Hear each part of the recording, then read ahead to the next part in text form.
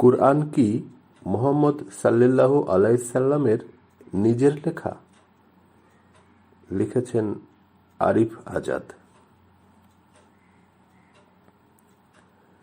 সাজিদ একটা মজার গল্প বলতে শুরু করল।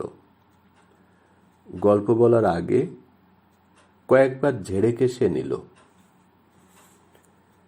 সাজিদ যখন গল্প বলতে শুরু করে তখন সে গল্পটির একটি সুন্দর নাম দেয়। এখন সে যে গল্পটি বলতে শুরু করেছে সেটার নাম নিউটন আইনস্টাইন সমঝোতা এবং বোকা আইনস্টাইনের বিজ্ঞানী হাবলুর কাছে নতি স্বীকার। এখানে নিউটন আর আইনস্টাইনকে তো চিনি, কিন্তু বিজ্ঞানী হাবলুটা যে আসলে কে সেটা ঠিক বুঝলাম না। না বুঝলেও কিচ্ছু করার নেই। গল্প শুরু না হলে সাজিদকে এ নিয়ে কোনো প্রশ্ন করা যাবে না। এটা তার গল্পের ক্লাসের প্রাথমিক শর্ত। শুধু যে এটা বুঝিনি তাই নয়, আরেকটি ব্যাপারও বুঝলাম না। গল্পের নামে বলা হলো নিউটন আইনস্টাইনের সমঝোতা। বিজ্ঞানী নিউটনের সাথে বিজ্ঞানী আইনস্টাইনের তো কোনোদিন সাক্ষাৎই হলো না। দুজন সম্পূর্ণ দুই প্রজন্মের। তাদের মধ্যে তাহলে সমঝোতাই বা কিভাবে হলো? মনের মধ্যে প্রশ্ন দুটো উসখুস করছিল। না পারছি চেপে রাখতে, না পারছি উগরে দিতে। সাজিদ গল্প বলা শুরু করলো। সাজিদের গল্প ক্লাসে উপস্থিত আছি আমি, রাব্বি, রোহান, মোস্তফা আর সবুজ। আমাদের মধ্যে রোহান নাস্তিক টাইপের। পুরোপুরি নাস্তিক নয়, অ্যাগনোস্টিক বলা যেতে পারে। তার ধারণা মুহাম্মদ সাল্লাল্লাহু আলাইহি সাল্লাম নিজের কথাগুলোকে ঈশ্বরের বাণী বলে চালিয়ে দিয়েছেন। যা হোক, আজ কোরআনের বিশুদ্ধতা প্রমাণের জন্য তারা বসেনি, গল্প শুনতে বসেছে। এই সপ্তাহে সাজিদ গল্প বলবে, পরের সপ্তাহে আরেকজন, তারপরের সপ্তাহে আরেকজন। সাজিদ বলতে শুরু করলো। আজকে বলবো মহাকাশ নিয়ে গল্প। মহাকাশ নিয়ে গল্প বলার আগে বলে নিই, তখনও অ্যাস্ট্রোনমি তথা জ্যোতির্বিদ্যা পদার্থবিদ্যার আওতাভুক্ত হয়নি। অন্তত মহাকাশ নিয়ে বাঘা বাঘা বিজ্ঞানীদের মধ্যে ছিল ব্যাপক রকম মতপার্থক্য। এই জিনিসটা পদার্থবিদ্যার আওতায় আসার আগে ফিলোসফির বিষয় ছিল। কারো ধারণা ছিল মহাকাশ অসীম, মানে মহাকাশের কোনো শেষ নেই। কারো ধারণা ছিল মহাকাশ সসীম, মহাকাশ অসীম নয়, এটি একটি নির্দিষ্ট জায়গায় সীমাবদ্ধ। এ দুইয়ের বাইরে গিয়ে আর এক দল মনে করত মহাকাশ অসীম তবে স্থির, অর্থাৎ এর নির্দিষ্ট সীমা নেই ঠিকই, কিন্তু এটা স্থির। বিজ্ঞানী নিউটনও তৃতীয় ধারণাটির পক্ষপাতী ছিলেন। তিনি তার বিখ্যাত মহাকর্ষীয় তত্ত্ব আবিষ্কার করে তখন বিজ্ঞানী মহলে ব্যাপক হইচই ফেলে দিয়েছিলেন। কিন্তু এত জনপ্রিয় একটি তত্ত্বের মধ্যে খুবই সূক্ষ্ম একটি ঘাপলা রয়ে গিয়েছিল। নিউটনের সূত্রের মধ্যে ঘাপলাটি ছিল শুনে ম্যানেজমেন্টের ছাত্র রাব্বি তার চোখ বড় বড় করে বলল, বলিস কি? প্রতিষ্ঠিত সূত্রের মধ্যে ঘাপলা, এরকমও হয় নাকি? সাজিদ বলল, হ্যাঁ। কিরকম ঘাপলা? রাব্বির পাল্টা প্রশ্ন। সাজিদ বলল, নিউটনের সূত্র মতে মহাকাশের বস্তুগুলো একে অপরকে নিজেদের দিকে আকর্ষণ করে। কিন্তু ঘাপলা হচ্ছে যদি এমনটি হয় তাহলে মহাশূন্যের বস্তুগুলো নির্দিষ্ট একটি পয়েন্টে এসে মিলিত হয়ে ধ্বংস হয়ে যাবার কথা এমনটি হয় না কেন?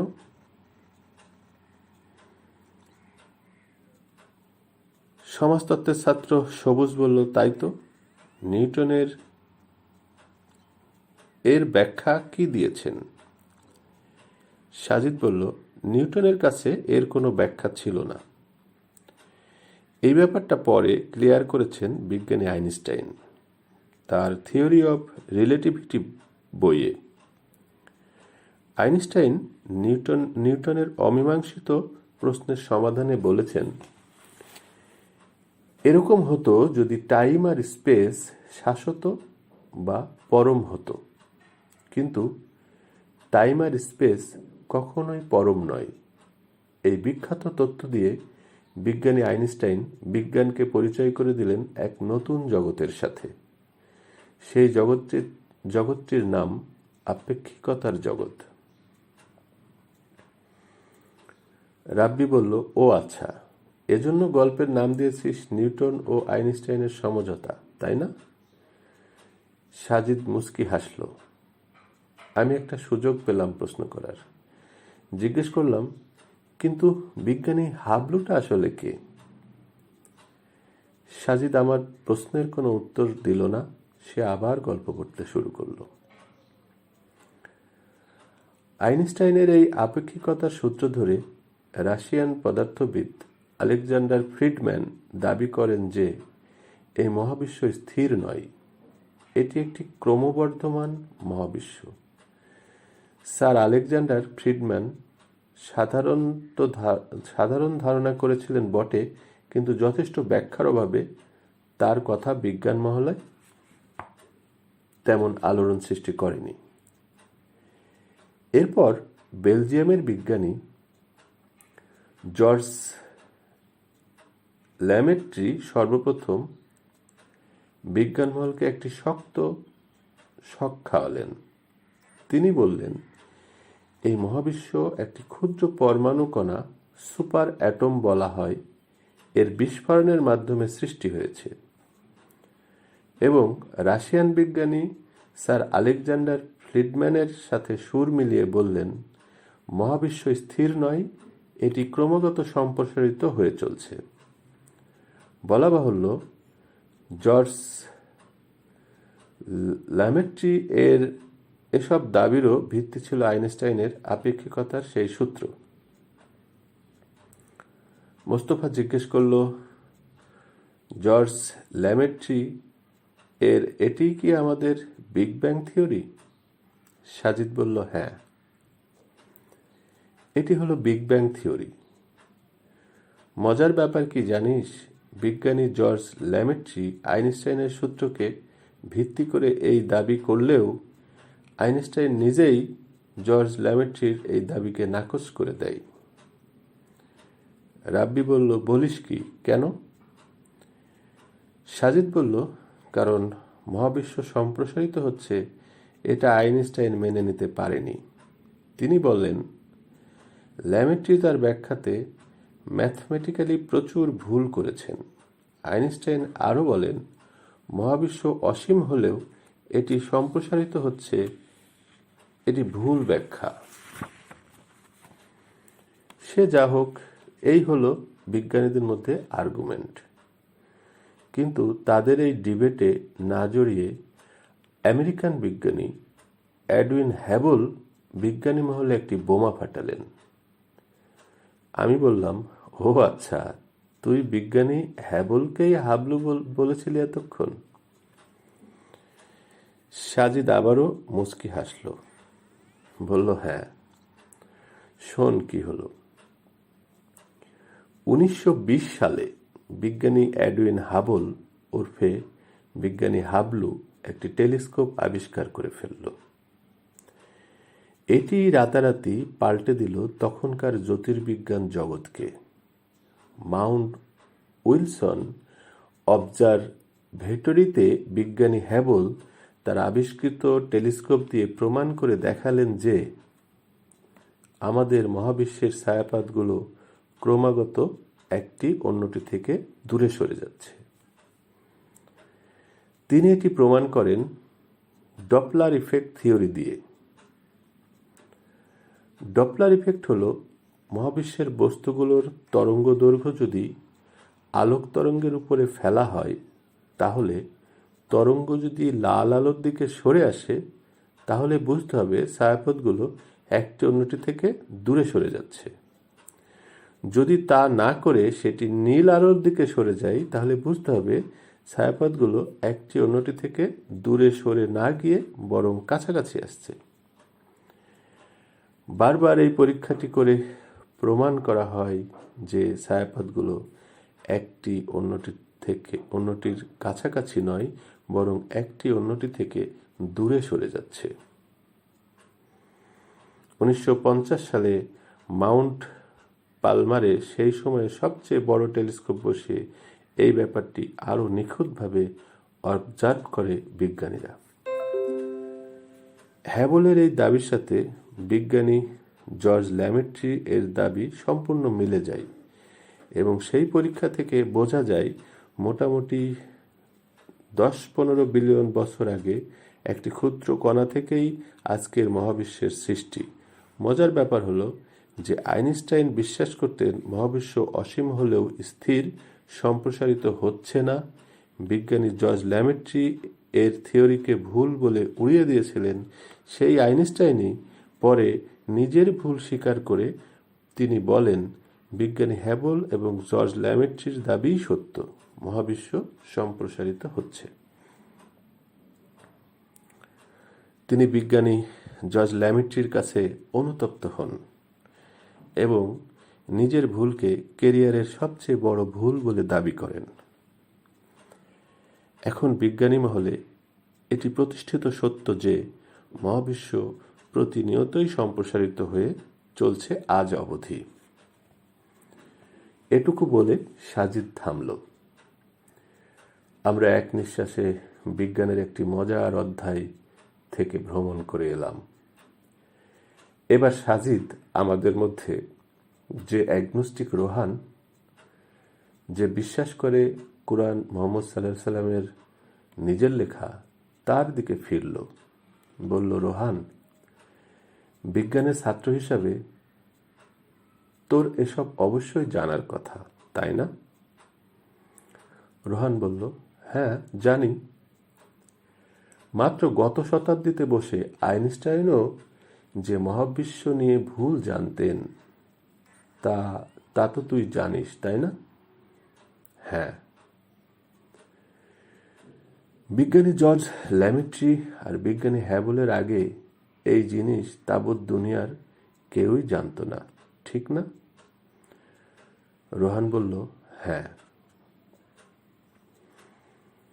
সাজিদ বলল, আচ্ছা রোহান, আমি যদি বলি তাদের অনেক অনেক অনেক আগে, তাদের প্রায় 1300 বছর আগে একজন ব্যক্তি এসব কথা বলেছে, তুই বিলিভ করবি? রোহান চিৎকার করে বলল, ইম্পসিবল, কোয়াইট ইম্পসিবল। সাজিদ তখন বলল, কেন রোহান? কুরআনের সূরা আজ-জারিয়াতের 47 নম্বর আয়াতে আছে, আমি নিজ হাতে মহাবিশ্বকে সৃষ্টি করেছি এবং এটাকে সম্প্রসারিত করে চলেছি।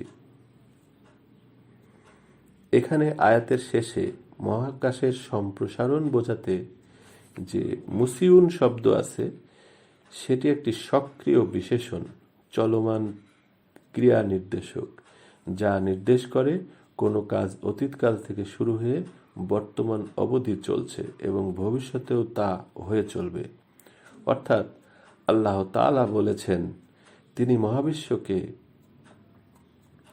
নিজের হাতে সৃষ্টি করেছেন এবং সেটাকে প্রতিনিয়ত বৃদ্ধি করেই চলেছেন।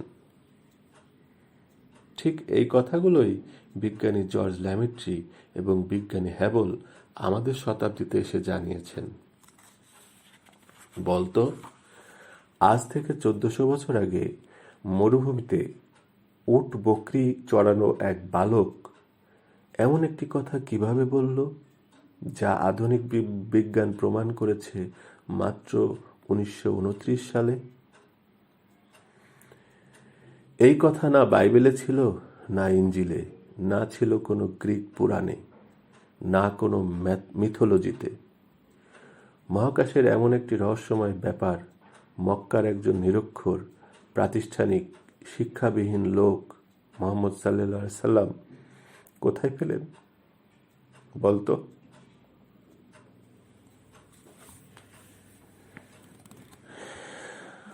অন্যান্য সময় হলে রোহান বলতো মোহাম্মদ বাইবেল থেকে চুরি করেছে, নয়তো বলতো কোনো গ্রিক পুরাণ থেকে মেরে দিয়েছে। কিন্তু সাজিদের বিস্তারিত গল্প শোনার পর তার এই দাবি যে ধোপে টিকবে না সেটা বুঝতে পারল। সাজিদ বলল, এটি কি নিরক্ষর মোহাম্মদ সাল্লাল্লাহু আলাইহি সাল্লামের পক্ষে সম্ভব যদি কোনো ঐশ্বরিক হস্তক্ষেপ তাতে না থাকে? রোহান মাথা নিচু করে বলল, না। সাজিদ বলল, তাহলে প্রমাণ হলো কোরআন মোহাম্মদ সাল্লাল্লাহু আলাইহি সাল্লামের নিজের লেখা নয়, এটা একটি ঐশ্বরিক কিতাব যা নাজিল হয়েছিল হযরত মুহাম্মদ সাল্লাল্লাহু আলাইহি সাল্লামের উপর। রোহান কিছু বলল না, তাকে কিছুটা চিন্তিত দেখালো।